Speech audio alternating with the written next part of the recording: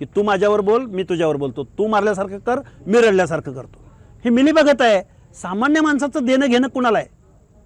त्यामुळं महाराष्ट्रात काय चाललंय कुणाला काही कळत नाही. बघा, काँग्रेसची युती वंचित बरोबर, काँग्रेसची युती राष्ट्रवादी बरोबर, शरद पवारांबरोबर, शरद पवारांच्या राष्ट्रवादीची युती अजितदादांच्या राष्ट्रवादी बरोबर, अजितदादांची युती भाजपा बरोबर, भाजपाची युती एकनाथ शिंदेबरोबर, पुन्हा या सगळ्यांची युती अरे उद्धव ठाकरेंबरोबर पण युती आहे.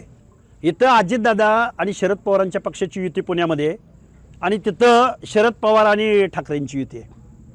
काय चाललंय? वंचित सुद्धा यात सामील आहे. वंचितची काँग्रेस बरोबर युती आहे, काँग्रेसची राष्ट्रवादी बरोबर युती आहे, पुन्हा शेकापची भाजप बरोबर, शिवसेनेबरोबर युती आहे. अरे कोण विरोधात? कोणतरी विरोधकाची भूमिका गाजवा.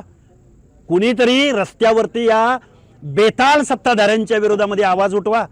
सगळे सत्तेच्या सावलीला, आणि गोरगरीब जनता मात्र बाजूला आहे. इथं तुम्हाला पैसे दिले जाणार आहेत मताला. तुम्ही लाख मोलाचं मत पैशाला विकू नका. तुम्ही तुमच्या पुढच्या पिढ्या, तुमच्या शहरातल्या समस्या सोडवायच्या असतील तर चांगल्या माणसाला मतदान करा. आता